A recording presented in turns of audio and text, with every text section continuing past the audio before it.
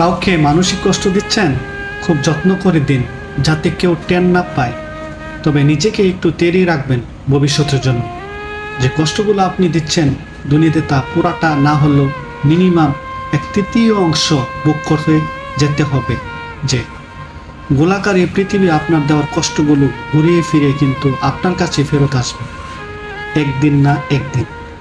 আপনি অনুশোচনা আর আত্মগানিত ভুগতে ভুগতে একসময় শেষ করে দেবে নিজেকে।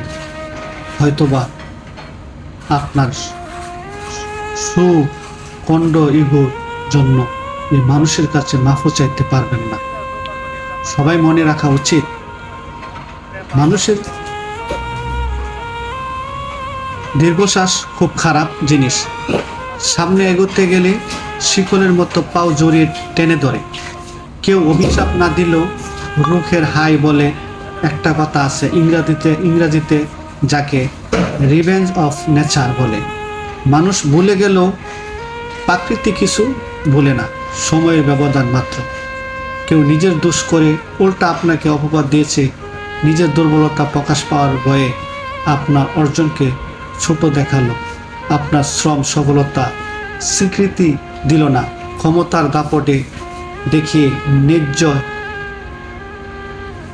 হিস্য থেকে আপনাকে বঞ্চিত করেছে, কথার বাণে আপনাকে করেছে ক্ষত বিক্ষত।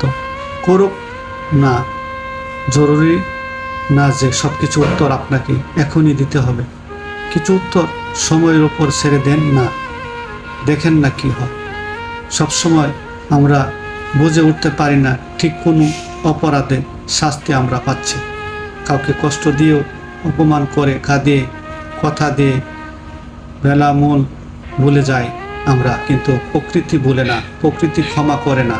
এই মুহূর্তে আপনি যার ইচ্ছাকৃতভাবে অন্যায় করে নিজেকে জয় ভেবে বেশ ফুরফুরে মেজাজে আছেন, মনের আনন্দে ঘুরে বেড়াচ্ছেন, সে হয়তো প্রতিবাদ করবে না, কিন্তু তার নীরবতা কষ্ট থেকে আসা দীর্ঘশ্বাস আপনার সাথে বোঝাপড়াটা সঠিক সময় করে নিবে। কারণ মহান সৃষ্টিকর্তা কাউকে ঠকায় না, তিনি কারো একা না, তিনি সবার।